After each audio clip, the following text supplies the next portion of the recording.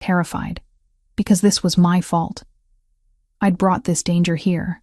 I'd led them straight to Nicholas. "How long have they known?" I asked when he ended the call. "About me and Luca. About the connection to you." Nicholas was quiet for a moment. Then he pulled out his phone again, scrolled through something. I had my tech team trace the metadata on these photos. Most are recent, within the last month, but some are older, from when I was pregnant. Those were taken from public sources. Security footage from your apartment building, traffic cameras. They went back and collected them after they identified you. He looked up. 3 weeks ago, one of their informants was reviewing old security footage from this property. Routine surveillance they do on all the major families. He saw you, recognized you from more recent surveillance they'd been running in the North End, made the connection. So they didn't know about Luca from the beginning? No.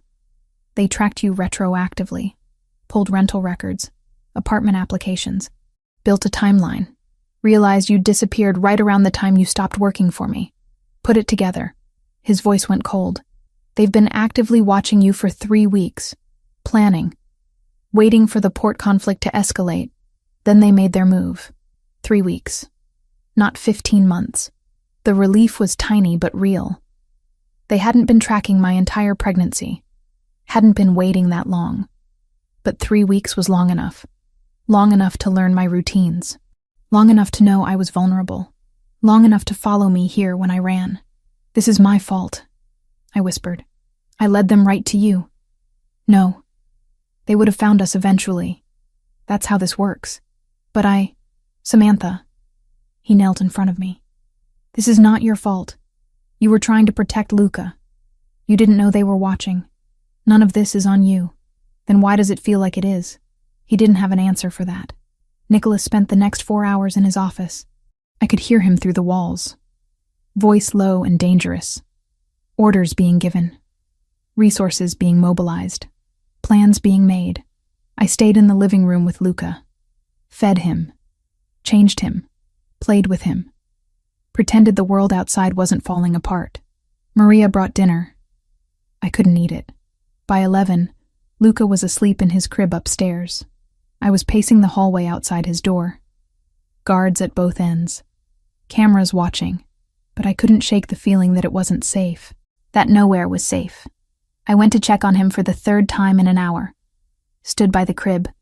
Watched his chest rise and fall. So small. So defenseless. The panic hit without warning. Chest tight. Breath short. Vision narrowing. I stumbled out of the room. Made it to the hallway before my legs gave out. Slid down the wall, gasping. Trying to breathe. Trying to think. Trying to do anything except feel the crushing weight of terror. Footsteps. Running. Then Nicholas was there, kneeling in front of me. "Samantha, look at me." I couldn't focus. Couldn't breathe. His hands gripped my shoulders. "Look at me. Now." I forced my eyes to his. Dark. Steady. Anchoring. "Breathe," he ordered. "In through your nose. Out through your mouth. With me." He demonstrated. I tried to follow. Failed. Tried again. Again. In. Out. "Stay with me." We breathed together. His hands solid on my shoulders. His eyes locked on mine. Pulling me back from the edge. Slowly. Gradually. The panic receded. My breathing evened. My vision cleared. "There you go," Nicholas said quietly. "You're okay. I'm not okay. None of this is okay. They were watching us. They have photos of my baby. They know where we are. Samantha, stop." I looked at him, at the absolute certainty in his expression. "Nothing is going to happen to him," Nicholas said, voice low, final. "Or to you. Do you understand me?" "Nothing. You can't promise that." "Yes, I can." His hands tightened on my shoulders. "I have 20 men on this property, 50 more on call. Every resource I possess is dedicated to finding the people who threatened my son. And when I find them," his eyes went cold. "Empty. They will regret every photo they took, every moment they watched you, every second they thought about using Luca against me. Nicholas. They wanted a war. They'll get one. but it won't be the war they expected. It'll be over before they realize they lost. He stood, pulling me up with him. We were close. Too close. His hands still on my shoulders. My hands somehow on his chest. Breathing his air. You came to me for protection, Nicholas said quietly. That's what you'll get. Total. Absolute. Protection. For as long as you need it. I didn't come here to start a war. I know. You came here because you were out of options. Because you were terrified. Because I was the only person who could keep Luca safe. He leaned in, close enough that his breath warmed my cheek. And I will. No matter what it costs. My heart hammered. From the panic attack, from his proximity, from the raw intensity in his eyes. Thank you.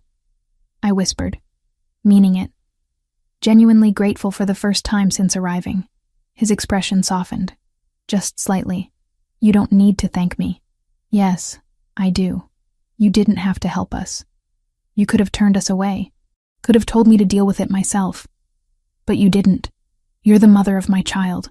There was never a question of whether I'd help. The only question was how fast I could eliminate the threat. We stood there, inches apart, his hands warm on my shoulders. My hands pressed against his chest, feeling his heartbeat. Strong.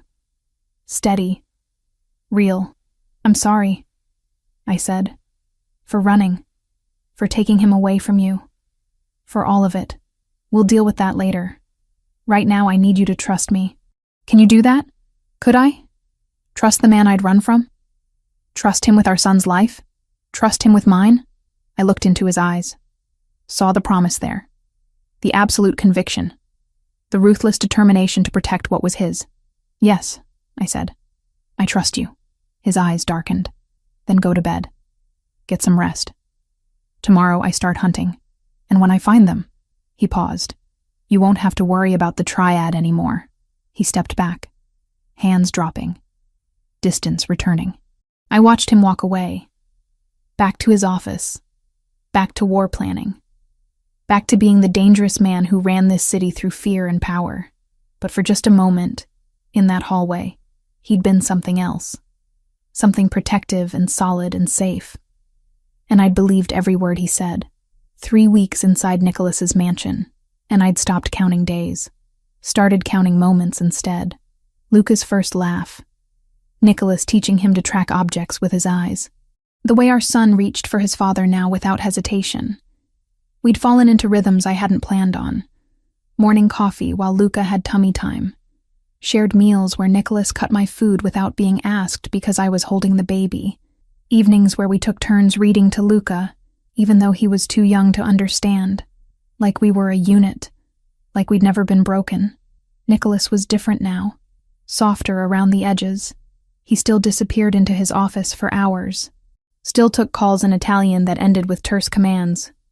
But he always came back. Always checked on Luca. Always looked at me like he was making sure we were still real. On the afternoon of day 21, I was in the library. Luca had just gone down for his nap. I'd grabbed a book I had no intention of reading and curled up in the armchair by the window. Exhausted. Wired. Trapped between gratitude and restlessness. The door opened. Nicholas walked in carrying a folder and his tablet. He'd been in back-to-back meetings all morning. I could see the tension in his shoulders. He sat down across from me. Didn't speak immediately. Just set the folder on the coffee table between us. What's that? I asked. Updates. On the triad. He opened it. Turned it so I could see. Surveillance photos. Names. Locations crossed out in red. We've taken down 2/3 of their operation. The cells that were watching you. The informants who identified the connection. The men who left those photos. My stomach tightened. Taken down? Arrested. Turned over to federal authorities. Some chose not to cooperate. His voice was flat. Clinical. We're close to finishing this. Another week, maybe 2. Then it's over. Over. The word landed strange. Heavy. What happens then? I asked quietly. You're free to leave. Go back to Boston. Go wherever you want.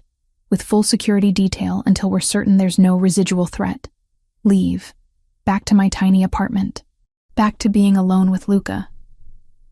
back to the life I'd built without Nicholas. The thought made my chest ache in ways I didn't want to examine. And Luca? We'll figure out custody, visitation, whatever works. He looked down at the photos. I won't take him from you, but I won't be cut out of his life either. We'll find a balance. Balance. Shared custody. Dividing time with our son between two separate lives. It made sense. It was rational. It was what co-parents did. I hated every word of it. Okay, I said. Because what else could I say? Nicholas studied me. You don't sound relieved. I am. It's good news. The threat being eliminated. But nothing.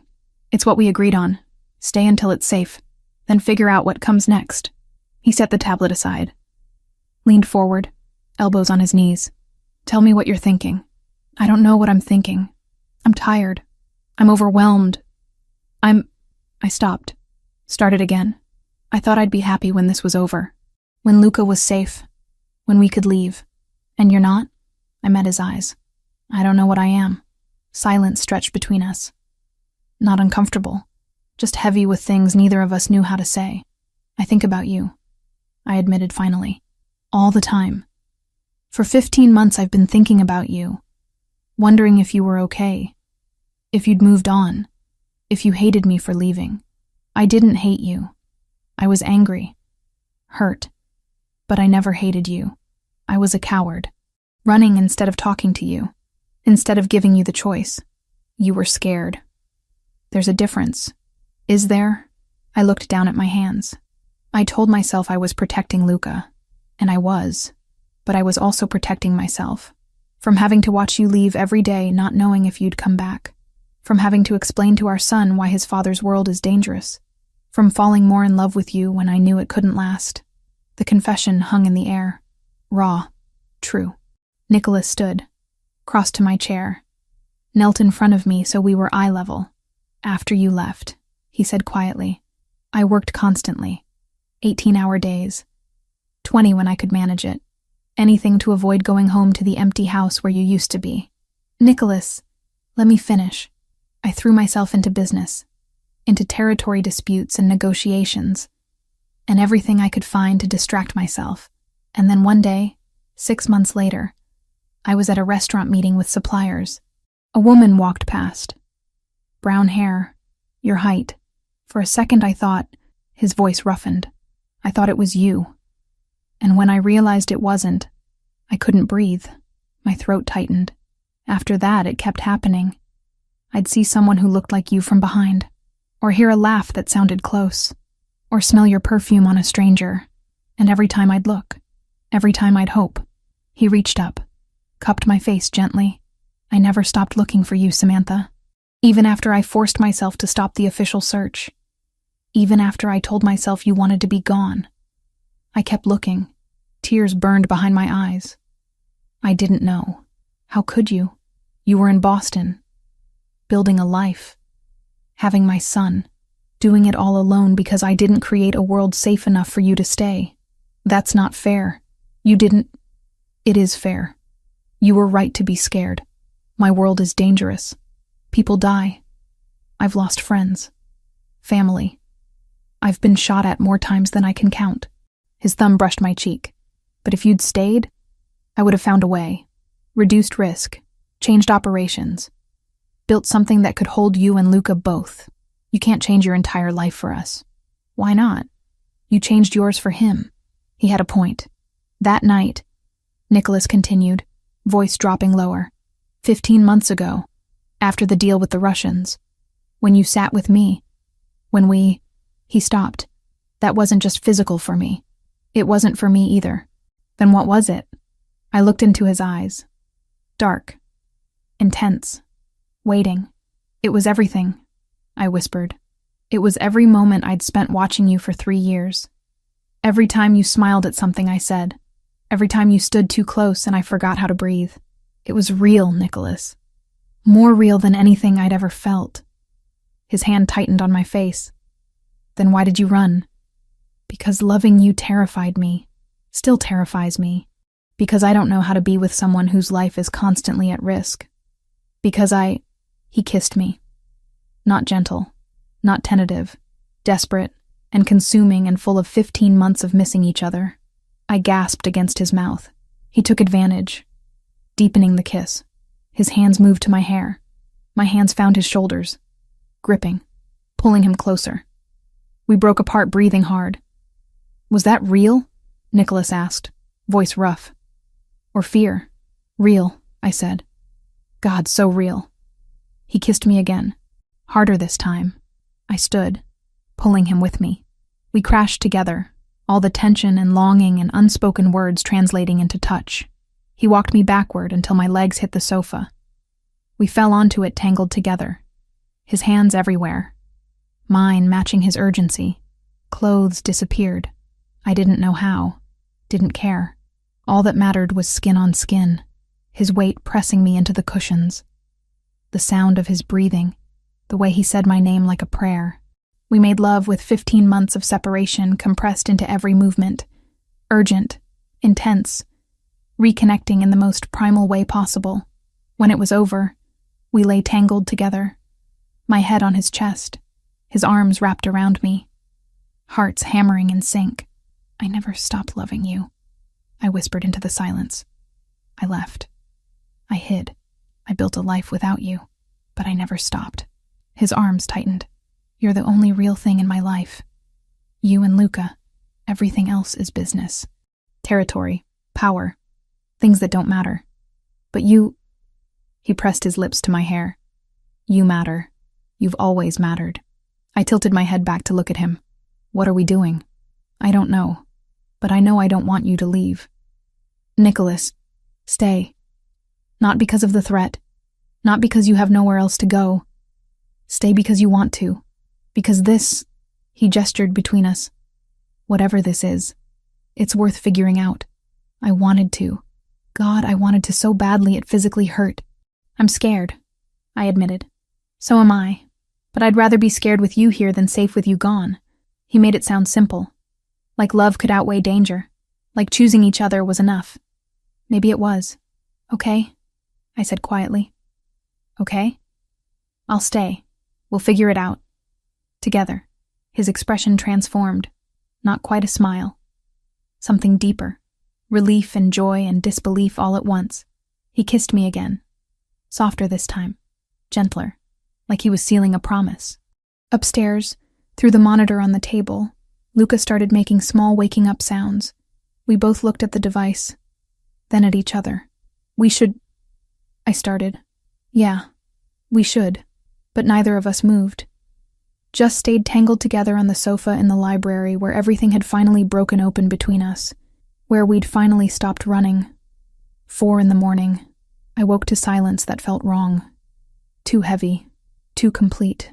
Then the alarm screamed. I bolted upright, heart already racing. Luca started crying in his crib across the room. The emergency lights bathed everything in red. The door burst open. Nicholas stood there in tactical gear, a rifle in his hands. Blood streaked across his shirt. Not his blood. I could tell by the way he moved. Get Luca. Now. I didn't ask questions. Grabbed Luca from his crib, held him against my chest. He was screaming, terrified by the noise and the lights, and my fear bleeding into him. Nicholas crossed the room in 3 strides. Took my arm. Pulled us into the hallway. Gunfire erupted from somewhere below. Close. Too close. The sound made Luca shriek harder. This way. Nicholas moved fast, keeping his body between us and the stairs. 2 of his men appeared, flanking us. Weapons raised, eyes scanning.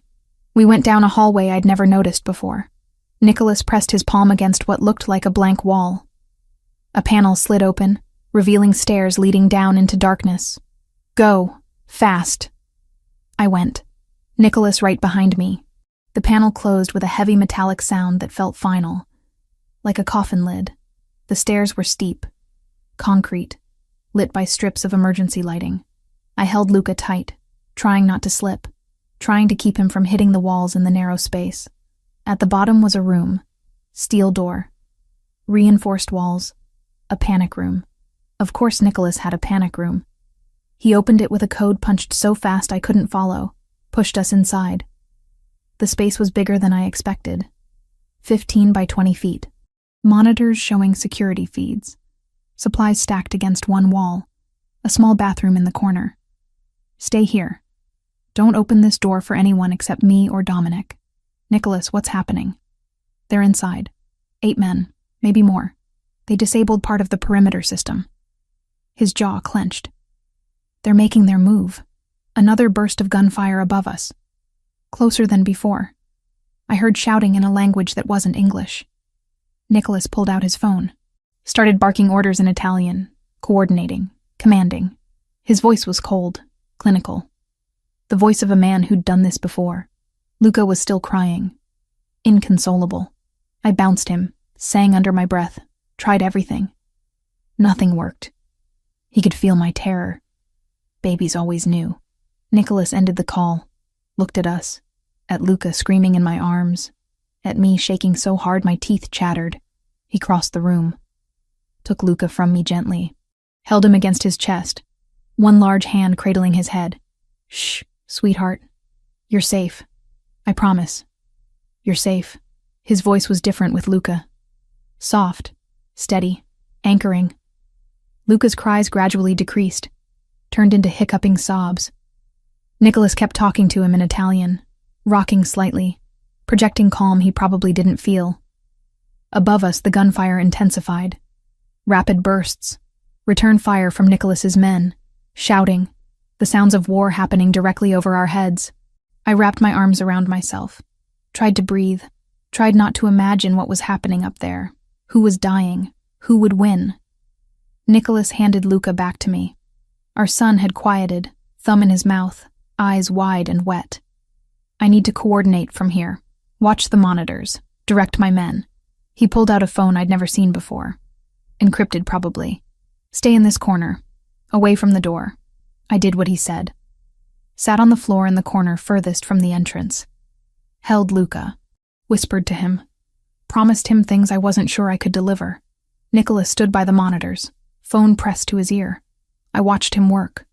Watched him direct teams. Call out positions. Order flanking maneuvers. He was fighting a war from underground while covered in someone else's blood. 20 minutes passed. 30. The gunfire was constant at first. Then sporadic. Then isolated shots. Then silence. The silence was worse than the noise. Nicholas was still on the phone. His voice had gone quieter. More controlled. He was listening more than talking now. Finally, he lowered the phone. Looked at me. They neutralized 7 of them. The 8th is gone. Got out through the east perimeter before we could lock it down. Gone where? I don't know yet. But he's injured. Left a blood trail. We're tracking him now. He made more calls. Gave more orders. I heard names, addresses, commands to mobilize teams across the city. Then Dominic's voice came through the phone. I couldn't hear the words, but I saw Nicholas's face change. Go hard. Cold. The leader? He said into the phone. Pause. You're sure? Pause. Send me the location. He ended the call. Stood there for a moment. Then he turned to me. The man who escaped is the cell leader. The one who ordered the surveillance on you. Who sent the photos. Who planned this attack. Where is he? Bleeding out in a warehouse in Brooklyn. My men have him cornered. But he's armed. Desperate. He knows if we take him alive, he'll never see daylight again. I understood what he wasn't saying. Nicholas had to go. Had to finish this personally. Had to eliminate the threat permanently. How long will you be gone? I asked quietly. I don't know. 6 hours maybe. Maybe less. 6 hours of not knowing if he was coming back. Nicholas knelt in front of me. Cupped my face with both hands. His eyes were dark. Intense. Full of promises he might not be able to keep. I will come back, he said. I will end this. And when I do, you and Luca will never have to be afraid again. You can't promise that. Yes, I can. He leaned in, pressed his forehead to mine. I love you. I should have said it before, in the library, after everything. But I'm saying it now. I love you, Samantha. I love our son, and I will do whatever it takes to keep you both safe. Tears spilled down my cheeks. I love you too. He kissed me, hard and desperate, and full of everything we might not get to say later. When he pulled back, his thumbs wiped away my tears. Dominic will be right outside this door. 4 other men are stationed at the access points. You don't open it for anyone except them or me. Understood? Yes. He touched Luca's head. His hand trembled slightly. Just enough for me to notice. Be good for your mama, sweetheart. I'll be back soon. Then he stood, checked his weapon, walked to the door, looked back once. I love you, he said again, like he needed me to hear it one more time. Like he needed to say it before walking into danger. Come back to us. Always. The door closed, locked, and I was alone with Luca in a concrete room, while Nicholas went to hunt the man who'd threatened our family. I sang to Luca, nursed him when he got hungry, changed his diaper, tried to maintain some semblance of normal routine in the most abnormal circumstances possible. The monitors showed the house, blood on marble floors, bullet holes in walls, bodies being moved out by men in tactical gear, the aftermath of violence. 1 hour passed, 2, 3. Dominic knocked on the door, spoke through it. Mrs. Wells, just checking in. Are you and the baby okay? We're fine. Any word from Nicholas? He's on site. Closing in. Should have an update soon. Soon. The word meant nothing and everything. I paced the small space. Luca had finally fallen asleep, exhausted from crying. I laid him on a blanket on the floor, watched his chest rise and fall. So innocent, so unaware that his father was out there fighting for our survival. 4 hours, 5. The phone on the wall rang. I jumped, grabbed it. Samantha. Dominic's voice. He's on his way back. ETA 20 minutes. He's injured but mobile. Injured. The word made my stomach drop. How bad? He didn't say, but he's conscious and walking. That's good. I waited. Counted every minute, every second. Luca woke up, fussed, went back to sleep. Finally, footsteps outside. The lock clicked. The door opened. Nicholas stood there, covered in blood. More than before. So much more. His shirt was torn, showing a gash across his ribs. Deep. Still bleeding. His face was pale, but his eyes were alive. It's over, he said, voice rough, exhausted. He's dead. The cell is eliminated. The threat is gone. I handed Luca to one of the guards who'd appeared behind Nicholas. Ran to him. He caught me, wincing, but holding tight. You're hurt. It's not bad. You're bleeding everywhere. I've had worse. I pulled back to look at him. Really look. The cut on his ribs was bad. The kind that needed stitches. Probably a lot of stitches. There were other cuts. Bruises forming. Signs of a fight that had been brutal. You need a doctor. I need to make sure you're okay first. He touched my face. Are you? Is Luca? We're fine. We're safe. Because of you. His eyes closed briefly. Relief flooding his expression. Good. That's all that matters. Dominic appeared in the doorway. Boss. Medical team is upstairs. We need to get that looked at. Give me a minute. You're bleeding through your shirt. I said give me a minute. Dominic retreated. Nicholas pulled me closer, ignoring the blood and the pain and everything else. I meant what I said. He whispered against my hair. I love you. And now that this is over, we can figure out what comes next. Together. Together. The word felt like a promise. Like a future. Together. I repeated. He kissed me. Gentle this time. Careful of his injuries. Then he let me go. Picked up Luca from the guard who was holding him. Cradled our sleeping son against his chest. Let's go upstairs, he said. Let's go home. We climbed out of the panic room, through the hallway, up to the main floor. The house looked like a war zone, but it was over. The threat was eliminated. We were safe. Nicholas was stitched up in his office by a doctor who asked no questions. 17 stitches in his side, 5 in his shoulder, multiple contusions. But nothing life-threatening. Nothing that wouldn't heal. I sat beside him the entire time, holding his hand when he winced, watching the careful way they cleaned and closed the wounds. When it was done, When the doctor left, when we were finally alone, Nicholas pulled me onto his lap carefully. Mindful of his injuries. "I kept my promise," he said. "I came back. I knew you would." "Did you?" "Yes." I touched his face, traced the line of his jaw. "Because you're too stubborn to let anyone else win." He smiled. A real smile. Tired, but genuine. "Stay," he said again. "Not because you have to. Because you want to. Because we're good together. The three of us." I looked into his eyes. Saw the future there. Complicated. Dangerous sometimes. But real. True. Worth fighting for. "Okay," I whispered. "I'll stay. For how long?" "As long as you'll have me. That's forever then." "Yeah," I said, leaning in to kiss him. Forever sounds about right. 3 weeks after the attack, Nicholas sat across from me at breakfast with papers spread between our coffee cups. Luca was in his bouncer, gnawing on a teething ring and watching us with serious dark eyes. "It's done," Nicholas said, tapping one of the documents.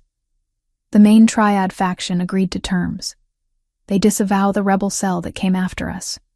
We maintain our current territories. They stay in theirs. No expansion on either side. Just like that, they're fine with you killing their people? The people I killed were acting without authorization, freelancing. The main organization didn't sanction the attack on my family. He looked up. They're calling it an internal discipline issue. Officially, we're at peace. Peace. In Nicholas's world, that word was always temporary, always conditional, but it was something. So it's really over? The threat is eliminated. The truce is signed. You and Luca are safe. He reached across the table, took my hand. We can start living instead of just surviving. I looked down at our joined hands. His thumb traced circles on my palm. A simple gesture that felt impossibly intimate after everything we'd been through. "I need to call my sister," I said quietly. "Ashley. She still thinks I'm in Europe.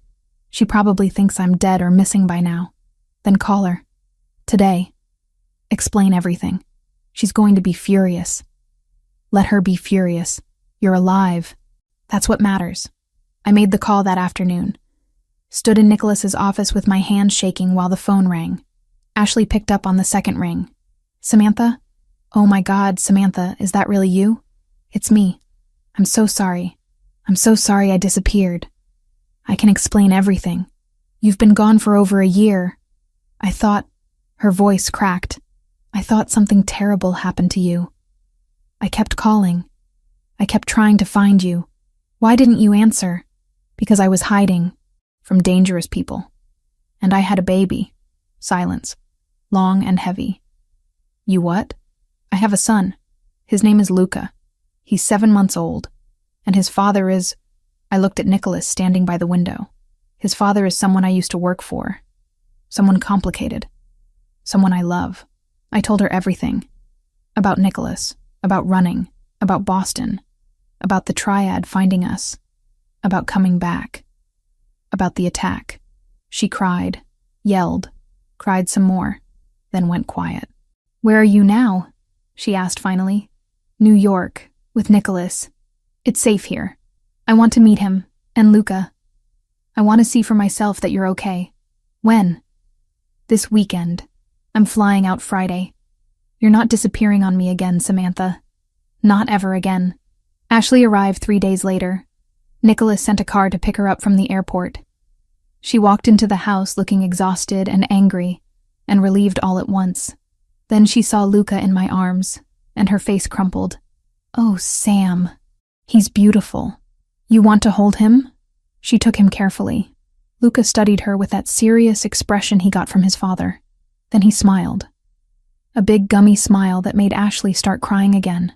"He looks just like..." She glanced at Nicholas standing in the doorway. "He looks just like you." "Yes," Nicholas said simply.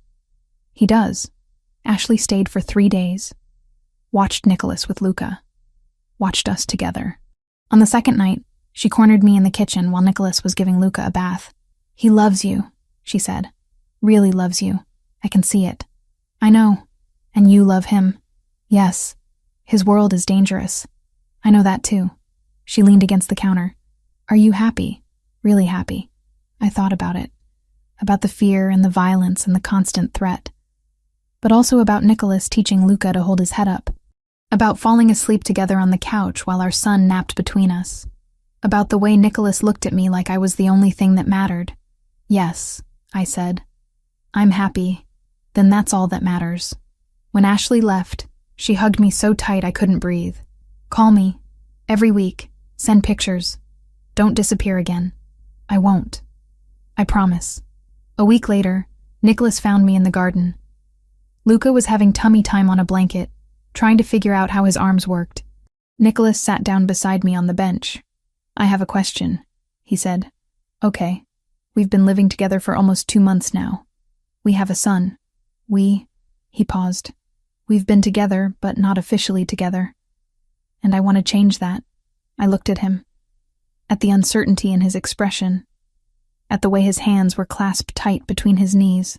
What are you saying? I'm saying, he took a breath. Samantha Wells, will you be my girlfriend? I blinked, then laughed. I couldn't help it. Did you just formally ask me to be your girlfriend? Like we're teenagers? I know it's ridiculous, given everything. But I wanted to do it right. Ask properly instead of just assuming. The laughter died, because he was serious. This dangerous, powerful man was nervous about asking me to be his girlfriend. Yes, I said softly. Of course, yes. He smiled, genuine and relieved. Pulled me close and kissed me while Luca made happy baby sounds on the blanket beside us. Life settled into new rhythms after that. Nicholas restructured his operations, started delegating more, spent less time in dangerous meetings and more time working from home. He didn't abandon his world completely. Still took calls, still made decisions. But he was careful, strategic about risk in ways he'd never been before. I'm not trying to be someone I'm not, he explained one night. But I don't need to be in the middle of every conflict anymore. I have people I trust. Let them handle the dangerous parts.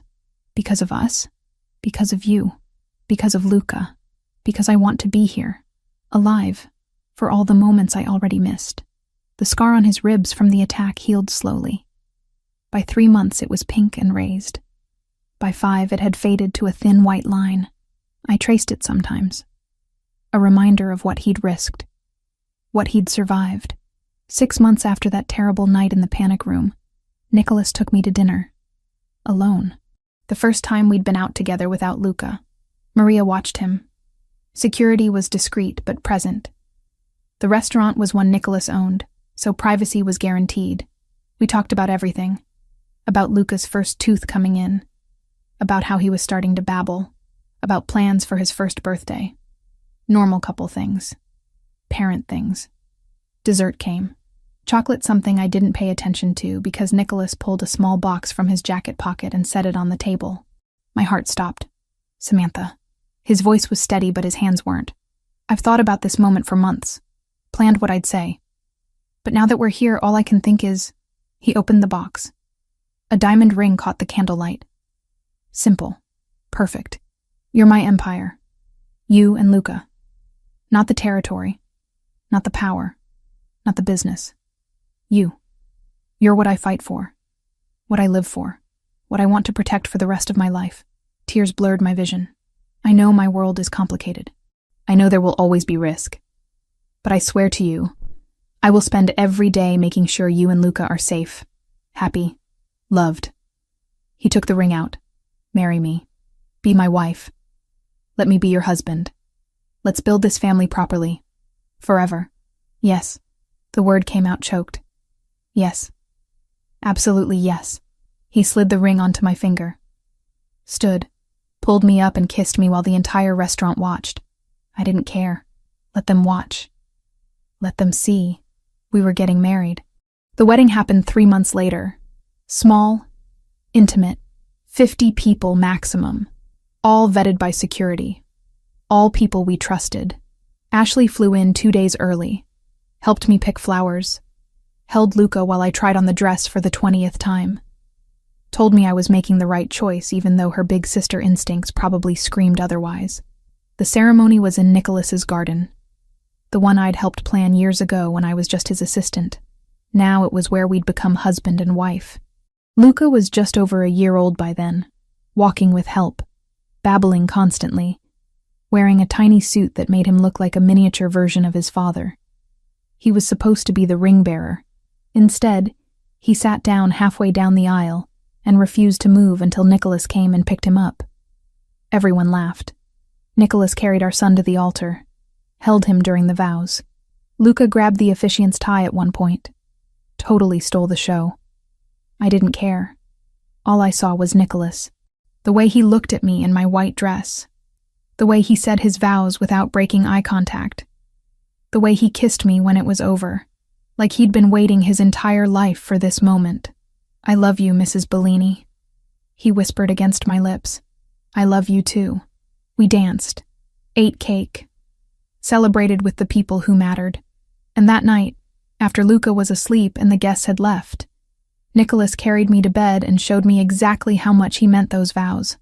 3 years later, life looked completely different. Luca was 4 years old, running through the mansion like he owned it, which technically he would someday. He spoke English and Italian fluently, knew the names of all the guards, had memorized escape routes Nicholas taught him through games.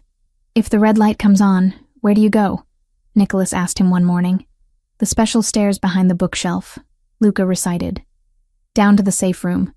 I press the green button to lock it." "Good. And who do you bring with you?" "Mama. And baby sister when she comes." Nicholas ruffled his hair. "Perfect. Baby sister." I was 6 months pregnant. A girl this time. We'd already picked the name. Sophia, after Nicholas's grandmother. I stood in the kitchen doorway, watching them. My husband teaching our son how to survive his world, but doing it gently, making it a game instead of a trauma. Nicholas looked up, saw me watching, smiled, that genuine smile that only appeared for us. "Come here, Bella." I walked over. He pulled me onto his lap carefully, mindful of my belly. Luca immediately climbed up too, squishing between us. "We're having lunch in the garden," Nicholas announced. "All of us. No work, no calls, just family. You hate taking time off." I hate missing moments more. Nearly 2 years after our wedding, those moments were what I measured life by. So we ate lunch outside. Luca ran around chasing butterflies. Nicholas's hand rested on my stomach, feeling Sophia kick. The sun was warm. The garden was in full bloom. Guards watched from discreet distances. "Do you ever regret it?" I asked quietly. "Marrying me. Building this life." Nicholas looked at me like I'd lost my mind. "Regret you?" "Never. Not for a single second. Even with all the complications. Especially with the complications. Because they gave me you. They gave me Luca. They're giving me Sophia." He kissed my temple. "You're the best thing that ever happened to me, Samantha. You and our children. This family. This life. All of it." Luca ran back to us. "Dad, come play." "In a minute, little one. Now, please." Nicholas laughed. Stood. Let our son drag him toward the flower beds. I watched them play. Watched Nicholas pretend to be scared when Luca roared like a dinosaur. Watched him scoop our son up and spin him until Luca shrieked with laughter. This was the man the city feared. The man who'd eliminated an entire triad cell to protect us. The man who still made people nervous when he walked into a room. But here, in our garden, with our son in his arms and our daughter growing inside me, he was just Nicholas. Just a father. Just a husband. Just mine. And I knew without any doubt that coming back had been the right choice. Running had been fear. Staying was love. "Mama," Luca called. "Come play with us." I stood, one hand on my belly. Walked over to my family. Nicholas caught my hand, pulled me close. "I love you," he said. For the 1,000th time, like he'd never stop saying it. "I love you too." Luca grabbed both our hands, pulled us deeper into the garden, into our life, into the future we were building together. Dangerous sometimes, complicated always, but ours. Completely and forever ours. The end.